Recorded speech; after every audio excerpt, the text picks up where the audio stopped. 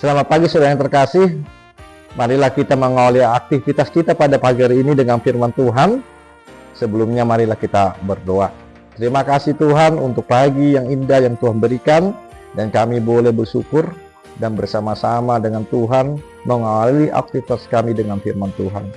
Biarlah Tuhan berfirman dan kami telah siap untuk mendengar. Amin.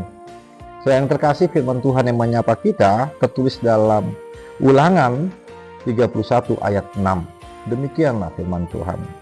Kuatkanlah dan teguhkanlah hatimu, janganlah takut dan janganlah gemetar karena mereka, sebab Tuhan Allahmu dialah yang berjalan menyertai engkau. Ia tidak akan membiarkan engkau dan tidak akan meninggalkan engkau. Demikian firman Tuhan. Saudara yang terkasih, firman Tuhan yang menyapa kita pada saat ini adalah satu sapaan pidato perpisahan Musa dan juga peralihan kepemimpinan dari Musa kepada Yosua. Kita tahu bahwa Musa adalah tokoh besar yang sangat-sangat dikagumi oleh Israel, dan Yosua hanyalah tokoh pengganti ataupun tokoh yang di samping kebesaran Musa.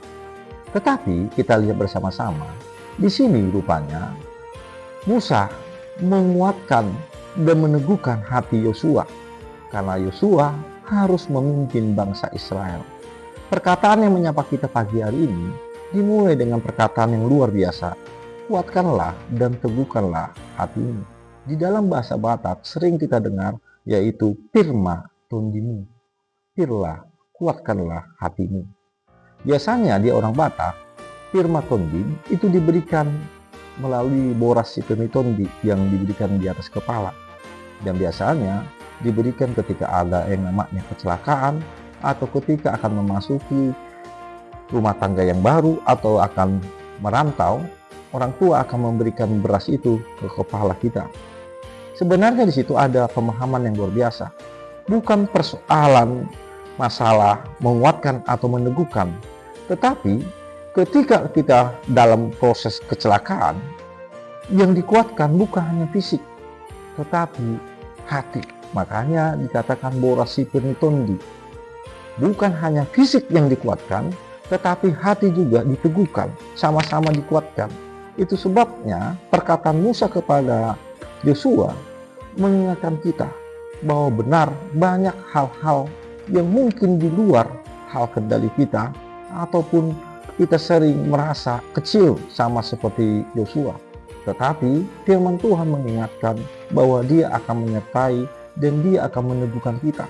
Bukan hanya dalam masalah fisik, tetapi dalam hati kita. Karena kita memahami kekuatan terbesar dimulai bukan di fisik, tetapi di hati. Dari hatilah dimulai dengan kekuatan yang luar biasa. Sama seperti Daud yang menghadapi Goliat. Ketika semua pasukan Israel takut melihat fisik Goliat, hati Daud tetap terjaga, sehingga dia maju ke depan dan mengalahkan Goliat. Inilah keyakinan kita. Walaupun begitu besarnya persoalan-persoalan, begitu besarnya di luar dari kemampuan kita, tapi Tuhan menjaga hati kita, menguatkan hati kita, sehingga kita mampu untuk melewatinya, mampu untuk menghadapinya. Inilah pesan pertama, sebesar apapun masalahmu, lebih besar Tuhan kita yang menguatkan hati kita. Yang kedua, ini juga yang mengingatkan Yosua melalui perkataan Musa bahwa Tuhan tidak akan pernah meninggalkan dan Tuhan tidak pernah membiarkan. Inilah dua bentuk penyertaan yang luar biasa, bahwa benar apa yang dikatakan oleh Yesus Kristus kepada para muridnya ketika naik ke surga. Aku akan menyertaimu senantiasa sampai akhir zaman. Inilah bentuk janji yang menjadi kekuatan terbesar kita orang percaya, bahwa Tuhan selalu menyertai sampai kapanpun. Tidak dulu, tidak hanya sekarang, tapi akan datang. Dan inilah keyakinan kedua yang menjadi kekuatan kita, bahwa Tuhan selalu menyertai langkah-langkah kita. Itu sebabnya ketika kita mulai melangkah, kita diingatkan bahwa ada Tuhan yang selalu bersama-sama menyertai langkah-langkah kita. Sama seperti orang tua yang melihat langkah-langkah anaknya berjalan, begitu jugalah Tuhan kita yang selalu melihat langkah-langkah kita menyertai kita, menuntun kita untuk menjalani kehidupan kita sehari-hari. Amin. Kita berdoa. Terima kasih Tuhan atas firman Tuhan, di mana Tuhan meneguhkan hati kami, menguatkan hati kami.